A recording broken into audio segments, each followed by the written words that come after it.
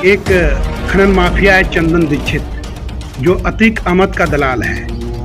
इलाहाबाद के माफिया अतीक अहमद का दलाल है, जो अतीक अहमद इस दुनिया में नहीं है इस समय। उनका दलाली करता था और इसने जो है 1 करोड़ रुपए आरटीजीएस के माध्यम से, कहना नहीं चाहता हूं, मैं क्षमा चाहूंगा कि अजय शुक्ला इतना भ्रष्ट गोमती नगर विस्तार का चौकी इंचार्ज है, 1 नंबर का डकैत आदमी है, क्योंकि उसका करोड़ों का घर बन रहा है। तो उसने मुझे फोन करके बुलाया कि एक एप्लीकेशन आई है, क्या कमिश्नर के यहाँ एप्लीकेशन दिए थे? हमने कहा हाँ। बोले आओ, मैं गया उसके पास। उसने मुझसे सीधे 1 लाख रुपए का डिमांड किया। कमिश्नर साहब का जब मैं गया तो कमिश्नर साहब ने पूरी मेरी बात सुनी, 10 मिनट का मुझे समय दिया, पूरी बात सुनी और 4-5 लाइन पूरा लिखा उन्होंने और लिख करके। लेकिन ये जो दरोगा जी लोग हैं, मतलब सभी दरोगा ऐसे नहीं हैं, लेकिन कुछ ऐसे भ्रष्ट दरोगा बैठे हुए हैं जिनको उनके आपकी पीड़ा से कोई मतलब नहीं। यदि आपकी मौत हो जाए तो कफन नोच करके बेच करके कहेंगे कि अपने परिवार में किसी की मौत हो जाए तो उस कफन को बेच करके मुझे पैसा दो। उस तरह का अजय शुक्ला चौकी इंचार्ज साहब है। और हमारा पैसा दिलाया जाए, क्योंकि इस समय आर्थिक स्थिति मेरी बहुत ही खराब चल रही है और मैं 4 साल से डिप्रेशन में हूं। इसलिए मौत को गले मैंने नहीं लगाया। इतने में लोग मौत को गले लगा लेते हैं, लेकिन मैं जानता हूं कि जिंदगी मिली है तो लड़ना है। और पूज्य योगी आदित्यनाथ महाराज जी एक मुख्यमंत्री कुर्सी पर बैठे हैं, उनसे हम लोगों को बहुत उम्मीदें हैं कि वो इस भ्रष्टाचार की व्यवस्था को देखने का काम करेंगे और हमारे जैसे पीड़ितों को न्याय नहीं मिलेगा तो हम लोग का मन बहुत दुखी होगा। ठगों द्वारा लोगों को ठगने के नए नए तरीके आजमाए जाते हैं। आज हमारे साथ एक पीड़ित हैं जिनको खनन विभाग का ठेका दिलाने के नाम पर एक जालसाज ने उनसे बड़ी रकम ठग ली है। हमारे साथ सतपाल सिंह जी हैं, उनसे बात करते हैं और जानते हैं कि मामला क्या है। सर, क्या आपके साथ धोखाधड़ी हुई, कैसे इस मामले में आप पड़ गए? मामला यह है कि एक खनन माफिया है चंदन दीक्षित, जो अतीक अहमद का दलाल है। इलाहाबाद के माफिया अतीक अहमद का दलाल है, जो अतीक अहमद इस दुनिया में नहीं है इस समय। उनका दलाली करता था और इसने जो है 1 करोड़ रुपए आरटीजीएस के माध्यम से, इन लोगों का 5-6 लोगों का ग्रुप है। काके सरदार है इसके साथ, एक काके सरदार जो पंजाब का रहने वाला है, एक मदन गुप्ता है और इसके बाद एक केसरवानी है। ये सब 5-6 लोग हैं जो इन्होंने ग्रुप बना रखा है ठगने का, लोगों को ठगी का काम करते हैं।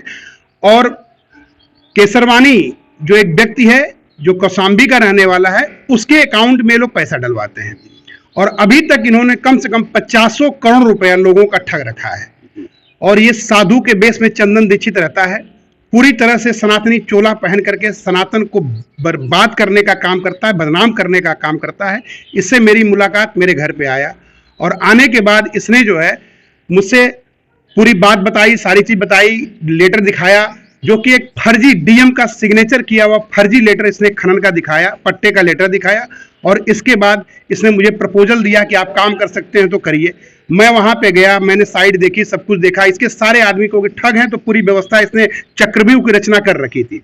वहां पे जब मैं जाके मुझे लगा कि हाँ ठीक है, तो मैं इसको 10 लाख रुपए कैश इसको अपने घर पे दिया। ये उसमें काके सरदार भी था, खनन माफिया जो दलाल चंदन दीक्षित, जो अतीक अहमद का दलाल है, चंदन दीक्षित था, काके सरदार था, केसरवानी था, मदन गुप्ता था। ये लोग घर पे आए थे। 10 लाख रुपया मैंने इनको कैश दिया खनन के नाम पे। इसके बाद 1 करोड़ रुपए का इनको मैंने आरटीजीएस किया है, केसरवानी के अकाउंट में आरटीजीएस किया है। जब मुझे समय दिए हुए समय के तहत जब मुझे पट्टे पे कब्जा नहीं दिया गया तो मैंने इन पे जब प्रेशर बनाना शुरू किया तो जब इनकी जानकारी मैंने इकट्ठा की तो पता चला कि जो इन्होंने जो लेटर दिखाया था डीएम का फर्जी सिग्नेचर करके, वो लेटर ही फर्जी था। वो कूट रचित दस्तावेज इन्होंने बनवा करके सिर्फ ठगने का काम मुझे किया था। इसके बाद फिर मैंने और जानकारियां इकट्ठा करना शुरू किया तो पता चला कि कम से कम 50 लोगों से, किसी से 25 लाख, किसी से 50 लाख, किसी से 1 करोड़, किसी से 4 करोड़, किसी से 3 करोड़, सारे प्रूफ मेरे पास, सारे एविडेंस मेरे पास है, उपस्थित है। आपसे हम ये जानना चाहेंगे कि चंदन दीक्षित जिसका आप नाम ले रहे हैं, तो उसने आपसे जब 1 करोड़ और 10 लाख पहले उसने लिया तो किस जगह का ये पट्टा दिखाया और किस जगह पे आपको पट्टा देने की बात हुई थी उससे? इसने 2 पट्टे दिखाए थे, एक फतेहपुर का, एक कौशाम्बी का दिखाया था जी। जब आपने उसकी जांच करी तो वो क्या निकले, वो पट्टे कैसे थे? वो पट्टे फर्जी निकले। 2 पट्टे दिखाए थे, जो जिसमें हमारे इसने पैसा लिया था उस पर डीएम का फर्जी सिग्नेचर पूरी तरह से पूरे दिमाग से उसने कूट रचित दस्तावेज बनाया था और डीएम का फर्जी सिग्नेचर बना करके उसने पैसे की ठगी हमसे करने का काम किया था। जब मुझे सारी चीज जानकारी होगी कि ये सब ठग हैं तो मैंने अपने पैसा लेने के लिए प्रेशर बनाना शुरू किया। तो उस समय अतीक अहमद जिंदा थे, अतीक अहमद से भी इसने फोन करवाया था और इनके अतीक अहमद के गुर्गों का लगातार फोन आता था, क्योंकि ये उनके साथ मिलकर के लेन देन का काम करता है, ठगते हैं ये लोग। इसके बाद जो है अतीक अहमद के आदमियों से, अतीक अहमद से ये लोग हड़कवाते हैं आदमी को कि पैसा लेने न पाए। तो इस तरह से इस पूरा जाल इन लोगों का बिछा हुआ है और पूरी तरह से मेरे पास सारे प्रूफ हैं। इसके बाद मैं जब थक गया, पैसा नहीं मिला, मैं करीब 2-3 साल डिप्रेशन में चला गया, पूरी तरह से डिप्रेशन में चला गया। मैं एकदम टूट चुका था क्योंकि पूंजी टूट चुकी थी। इसके बाद मैं दीदी का पैसा 20 लाख रुपए जो दीदी से लेकर के मैंने दिया था, ज्यादा प्रेशर होने के बाद जब दीदी के साथ उनके परिवार वाले मारपीट करने लगे, 10 तरह की बातें आने लगी, तो ये हमसे फन पे ये और काके सरदार दोनों लोग मिल गए। फिर मुझे गुस्सा आई कि जिस आदमी का सनातन का चोला पहनकर देख करके, साधु समझ करके, जिसके पैरों में हम लोग दंडवत प्रणाम करने का काम करते थे, वह इस तरह का काम करता था, उस आदमी से मुझे घृणा हो गई। फिर मैंने उसका जो चोला, उसने टोपी बांध रखी थी, जो गेरुआ वस्त्र का टोपी, मैंने उसकी टोपी छीन लिया। मैंने कहा कि इस तरह से सनातन को बर्बाद मत करो, तुम ठग हो और तुम अतीक अहमद के आदमी हो और अतीक अहमद से हमें फोन करवाते हो, पैसा तो तुम्हें देना पड़ेगा।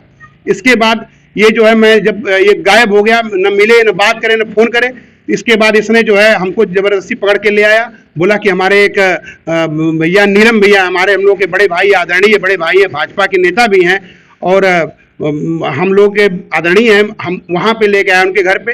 भैया के साथ जितेंद्र पांडे नाम है और नीलम भैया, हम लोग कहते हैं नीलम भैया, प्यार से कहते हैं। नीलम भैया के घर पे बैठ करके हम लोगों की पूरी पंचायत हुई। नीलम भैया ने कहा ठीक है, परेशान ना हो, कुछ मत करो तुम लोग, हम पैसा जो है इनसे दिलवाएंगे। इन्होंने लिख करके पूरा बकायदे दिया, क्योंकि भैया से हाथ जोड़ करके गिड़गिड़ा रहा था कि हमको बचा लीजिए, हमको बचा लीजिए। इसके बाद जो है भैया ने कहा कि कुछ दिन का इसको मौका दो। इन्होंने मौका लिया, लेकिन एक भी रुपया अभी तक नहीं दिया। जी। अच्छा, ये माना जाए कि इनका यही पेशा है कि पहले ये लोग लोगों से बरगला करके पैसा लेते हैं पट्टे ठेके के नाम पर, फिर माफिया जब अतीक अहमद जिंदा था तो उससे फोन करवा करके उन पर दबाव बनवाते हैं कि वो अपना पैसा वापस ना मांगे। इन लोगों का पूरा इन लोगों का एक गैंग है, समझ लिए, ठगी करने का गैंग है। और ये लोग क्या करते हैं, पहले लोगों को प्यार से ठगते हैं और उन ठगों के साथ ये साधु के रूप में सबसे बड़ा मास्टरमाइंड ठग यही है, क्योंकि ये अतीक अहमद का दलाल है। अतीक अहमद के गुर्गों से आज भी संपर्क में रहता, आज भी फोन करवाता है, इनडायरेक्ट में व्हाट्सएप कॉल, इस तरह से कॉल आती हैं और इस तरह से वो धमकी देने का बात करता है। क्योंकि डायरेक्ट फोन करता तो हम लोग रिकॉर्डिंग कर लेते, व्हाट्सएप कॉल करवाता है। अतीक अहमद के गुर्गों से अभी भी वो सक्रिय है, क्योंकि अतीक अहमद का ही ये दलाल है और ये अतीक अहमद के साथ मिलकर खनन का काम करता था, लोगों को ठग करके पैसा ले आकर के अतीक अहमद तक पहुंचाता था। ये इसका यदि जांच हो तो इसका गैंग बहुत बड़ा गैंग है इसका। जी। अच्छा, इसकी शिकायत आपने कहाँ करी और उससे क्या रिजल्ट मिला जब शिकायत करने? इसकी शिकायत मैंने डीजीपी महोदय के पास किया था, आज से 8 महीना पहले। डीजीपी महोदय को मैंने लिखित में एप्लीकेशन दिया। डीजीपी महोदय ने बकायदे एसपी साहब को फोन किया, मेरे सामने फोन किया, बहुत पूरी कोऑपरेट करते हुए फोन किया, अच्छे मतलब संबंधों का परिचय देते हुए उन्होंने फोन किया। और इसके बाद उन्होंने हम लोगों की व्यथा को, हम लोगों की पीड़ा को समझते हुए एसपी साहब को फोन किया। एसपी साहब ने वहां कौशाम्बी जिले के एसपी साहब को फोन किया। एसपी साहब उस समय तत्काल वहां पे, जहां पे ये केसरवानी का जो घर लगता है, वहां पे उसमें संतोष शर्मा इंस्पेक्टर बैठे थे। एसपी साहब ने संतोष शर्मा कहा, मैं संतोष शर्मा जी से मिला। संतोष शर्मा साहब ने सिर्फ आश्वासन दिया, लेकिन आश्वासन देने के बाद हमारे सामने ही फोन मिलाया, लेकिन वो सब पैसे के दम पे उनको भी मैनेज कर लिए। अच्छा, मुझे कहना नहीं चाहिए, मैं नहीं कहना चाहता हूं, लेकिन मुख्यमंत्री जी की सरकार है, इसलिए सच्चाई कहने में कोई गुरेज भी नहीं है। इसके बाद हमने एप्लीकेशन, कोई कार्रवाई नहीं हुई, दरोगा जी बिक गए, तो मैंने फिर जो है कमिश्नर साहब को, जो इसमें वर्तमान में कमिश्नर है, पुलिस कमिश्नर हैं, उनके पास मैं लखनऊ पुलिस कमिश्नर के पास में गया, क्योंकि मैं घर से पैसा 10 लाख रुपया दिया था, इसलिए मैं कमिश्नर साहब को एप्लीकेशन दिया। वहां पर कमिश्नर साहब ने जांच लिखा, बकायदे कमिश्नर साहब ने मेरी बात को सुना और ईश्वर की इस व्यवस्था में ऐसे कमिश्नर को मैं सैल्यूट करता हूं, जिन्होंने पूरी बात, एक पीड़ा को मेरी समझा और उस दरोगा जी को जांच लिखा उन्होंने। लेकिन जो चौकी इंचार्ज है अजय शुक्ला, मैं कहना नहीं चाहता हूं, मैं क्षमा चाहूंगा कि अजय शुक्ला इतना भ्रष्ट गोमती नगर विस्तार का चौकी इंचार्ज है, एक नंबर का डकैत आदमी है, क्योंकि उसका करोड़ों का घर बन रहा है। तो उसने मुझे फोन करके बुलाया कि एक एप्लीकेशन आई है, क्या कमिश्नर के एप्लीकेशन दिए थे? हमने कहा हाँ। बोले आओ, मैं गया उसके पास। उसने मुझसे सीधे 1 लाख रुपए का डिमांड किया कि आप 1 लाख रुपए दीजिए, मुझे रिपोर्ट लगा के भेजनी है। मैंने कहा सर मैं बहुत परेशान हूं, एक एक रुपए के लिए मुहताज हो गया हूं, क्योंकि 1 करोड़ 10 लाख रुपए मेरा लिखा पढ़ी में और बकायदे आरटीजीएस मैंने किया है। आप सर रिपोर्ट सही लगा दीजिए, मैं 5 लाख रुपए आपको दे दूंगा, मेरा पैसा निकल जाए।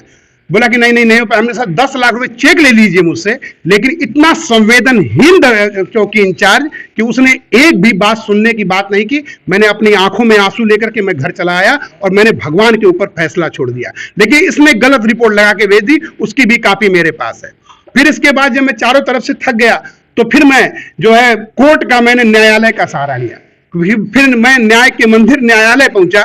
वहां पर जाकर के मैंने 156(3) कराने के लिए मैंने अपनी व्यथा जज साहब को बताने का काम किया और 156(3) के तहत मैंने जो है मुकदमा दर्ज कराने का प्रयास किया। 156(3) में भी जांच होती है। फिर वो जांच उसी चौकी इंचार्ज के पास आती है। बोला तुम कुछ भी कर लो, जब तक पैसा नहीं दोगे सतपाल मैं कोई रिपोर्ट नहीं लगाऊंगा। मैंने फिर वही बात कही। मैंने अपनी आंखों में आंसू लिए हुए मैंने अपनी पीड़ा को, मैंने अपनी व्यथा को बताया कि मैं 4 साल से डिप्रेशन में हूं सर, आप इस तरह का काम मत करिए, मुझे न्याय नहीं मिलेगा तो फिर समझ लीजिए कि मुझे बहुत दुख हुआ। फिर उसने 1 लाख रुपए की फिर डिमांड की कि 1 लाख रुपया दो। अब सोचिए कोर्ट जांच के लिए भेज रहा है और ये रिपोर्ट लगा के भेज रहा है कि कोई ऐसी मतलब एप्लीकेशन ही नहीं, FIR लिखने के लिए कोई मेरे पास शिकायत ही नहीं आई है, वो भी कागज मेरे पास है। तो ये 1 लाख रुपए के चक्कर में उधर से फोन करके इन्होंने करीब पहली बार में जब वहां से फोन आया था कमिश्नर साहब के यहाँ से 2 लाख रुपए लिए थे। फिर जब न्यायालय से आया तो उनको डरा करके कि न्यायालय से ऐसा ऐसा आया तुम्हारे खिलाफ 156(3) होने जा रहा है, 5 लाख रुपया अजय शुक्ला ने लेने का काम किया। ये पूरे मैं ताकत से बोलने का काम करूंगा कि इस व्यवस्था में यदि इस तरह से यदि किसी आदमी को जो 4 साल से डिप्रेशन में है न्याय की गुहार लगा रहा है और यहाँ पे बैठे चौकी इंचार्ज सिर्फ और सिर्फ घूस मांगने का काम कर रहा है। तो ये माना जाए कि उच्च अधिकारियों से डीजीपी महोदय और आप यहाँ लखनऊ के कमिश्नर महोदय से मिले, दोनों ने आपकी पूरी मदद की, लेकिन नीचे के अधिकारियों ने केवल पैसे की वजह से आपकी कोई मदद नहीं की। बिल्कुल, डीजीपी साहब को मैं सैल्यूट करता हूं, कमिश्नर साहब को मैं सैल्यूट करता हूं, क्योंकि जैसे एक रोगी जो है डॉक्टर के पास जाता है और डॉक्टर सिर्फ 10 मिनट में उसको ब्रीफ कर देता, बैठा करके वो अच्छी बात दे करके। डीजीपी साहब ने पूरा मेरी बात सुनी। एसपी साहब को फोन मिलाया, कौशाम्बी नहीं डीजी इलाहाबाद डीजी को फोन मिलाया उन्होंने, फिर डीजी के यहाँ जाके मैं मिला, डीजी ने एसपी साहब को फोन किया। पूरे उच्च अधिकारियों ने पूरी तरह से कोऑपरेट किया। मैं उसकी कल्पना भी नहीं कर सकता हूं, मेरे पास शब्द नहीं कि किस तरह से उन्होंने मेरी मतलब मदद की। कमिश्नर साहब का जब मैं गया तो कमिश्नर साहब ने पूरी मेरी बात सुनी, 10 मिनट का मुझे समय दिया, पूरी बात सुनी और 4-5 लाइन पूरा लिखा उन्होंने और लिख करके। लेकिन ये जो दरोगा जी लोग हैं, मतलब सभी दरोगा ऐसे नहीं हैं, लेकिन कुछ ऐसे भ्रष्ट दरोगा बैठे हुए हैं जिनको उनके आपकी पीड़ा से कोई मतलब नहीं। यदि आपकी मौत हो जाए तो कफन नोच करके बेच करके कहेंगे कि अपने परिवार में किसी की मौत हो जाए तो उस कफन को बेच करके मुझे पैसा दो। उस तरह का अजय शुक्ला चौकी इंचार्ज साहब है। अच्छा, ये जो चंदन दीक्षित और उनके जो साथियों का नाम आप ले रहे हैं, क्या लगता है इन्होंने कितने लोगों से इस तरह से ठगी की होगी और क्या इन लोगों के ऊपर किसी के द्वारा FIR या मुकदमे वगैरह भी लिखवाए गए हैं? कम से कम इन लोगों ने सैकड़ों लोगों को ठगा होगा, सैकड़ों लोगों को ठगा होगा, कम से कम 50 करोड़ रुपया इन लोगों ने ठगा होगा। इनके खिलाफ FIR कई जगह थानों में दर्ज है, उसकी कॉपी भी मेरे पास है, सारे प्रूफ मेरे पास है। और जो काके है, जो पहले तो ये चंदन जी जो दलाल अतीक अहमद का दलाल, जो ये मास्टरमाइंड है, इन ठगों का मास्टरमाइंड है। और जो दूसरा ठग है काके, जो पंजाब का रहने वाला है, जो कौशाम्बी फतेहपुर में ही रहता है, जो केसरवानी के अकाउंट में पैसा डलवाने का काम करता है। और ये जो है ये इसके खिलाफ सीबीआई की जांच भी चल रही है। मतलब सीबीआई जांच भी है? सीबीआई जांच चल रही है बकायदे, उसका प्रूफ भी मेरे पास है, बकायदे सीबीआई जांच चल रही है। जी जी। तो अब आपसे यही जानना चाहेंगे अंत में कि क्या चाहते हैं आप, किस तरह से आपकी मदद हो और आगे की क्या सोच रहे हैं, कैसे अपना पैसा वापस लेंगे? हम यही चाहते हैं भैया कि सबसे बड़ी बात कि हमारे प्रदेश के पूज्य योगी आदित्यनाथ महाराज जी, जो हम लोगों के मुख्यमंत्री हैं, जो प्रदेशवासियों की एक उम्मीद है, तो मैं चाहता हूं कि पूरी जांच हो और मैंने पूरा आरटीजीएस किया है पैसा। कोई ऐसा नहीं जिसका अकाउंट इन्होंने दिया था उसके अकाउंट में आरटीजीएस किया गया है और हमारा पैसा दिलाया जाए, क्योंकि इस समय आर्थिक स्थिति मेरी बहुत ही खराब चल रही है और मैं 4 साल से डिप्रेशन में हूं। इसलिए मौत को गले मैंने नहीं लगाया। इतने में लोग मौत को गले लगा लेते हैं, लेकिन मैं जानता हूं कि ये जिंदगी मिली है तो लड़ना है। और पूज्य योगी आदित्यनाथ महाराज जी एक मुख्यमंत्री कुर्सी पर बैठे हैं, उनसे हम लोगों को बहुत उम्मीदें हैं कि वो इस भ्रष्टाचार की व्यवस्था को देखने का काम करेंगे और हमारे जैसे पीड़ितों को न्याय नहीं मिलेगा तो हम लोग का मन बहुत दुखी होगा। धन्यवाद। तो आपने देखा कि सतपाल सिंह जी जो पिछले 4 साल से लगभग किसी एक चंदन दीक्षित नाम के एक ठग को पैसा दे चुके हैं, लेकिन अब उनकी कहीं से भी कोई मदद नहीं हुई। उच्च अधिकारियों के पास जब वो गए तो उन्होंने पूरा सहयोग किया, लेकिन नीचे के जो भी अधिकारी थे उन्होंने पैसे पर बिक करके किसी तरह से इनकी मदद नहीं की, गलत रिपोर्ट आदि लगाई, जैसा कि ये कह रहे हैं। अब इतना लंबा समय हो चुका है और 1 करोड़ 10 लाख रुपए की इनके साथ ठगी हुई है। और सबसे बड़ी बात यह है कि जिस व्यक्ति पर यह आरोप लगा रहे हैं, जो ग्रुप है पूरा, उसके खिलाफ पहले से कई आपराधिक मामले दर्ज हैं, सीबीआई जांच भी चल रही जैसा कि इनका कहना है, और सैकड़ों लोगों से वो लोग 50-60 करोड़ रुपए की ठगी कर चुके हैं। तो इस तरह के ठग जब मार्केट में घूम रहे हैं तो वो रोज नए लोगों को निशाना बनाते हैं। जीरो टॉलरेंस की सरकार है, भ्रष्टाचारियों पर लगाम लगाई जा रही है, लेकिन यदि इस तरह के अपराधी खुलेआम घूमते रहेंगे तो वो रोज नए लोगों को ठगेंगे और फिर हर कोई पुलिस के पास अपनी मदद के लिए पहुंचेगा जहां से उसको मदद नहीं मिलेगी। तो ये एक बहुत बड़ा षड्यंत्र चल रहा है जिस पर सरकार को ध्यान देना चाहिए। हमने जब सतपाल सिंह जी से बात करी तो उनका साफ तौर पर कहना है कि उनको योगी आदित्यनाथ जी पर पूरा भरोसा है कि वो इस मामले का संज्ञान लेंगे और इनकी मदद करते हुए उनका पैसा अवश्य वापस करवाएंगे। वीडियो जर्नलिस्ट अखिलेश सिंह के साथ संतोष कुमार, भूमि टीवी, लखनऊ।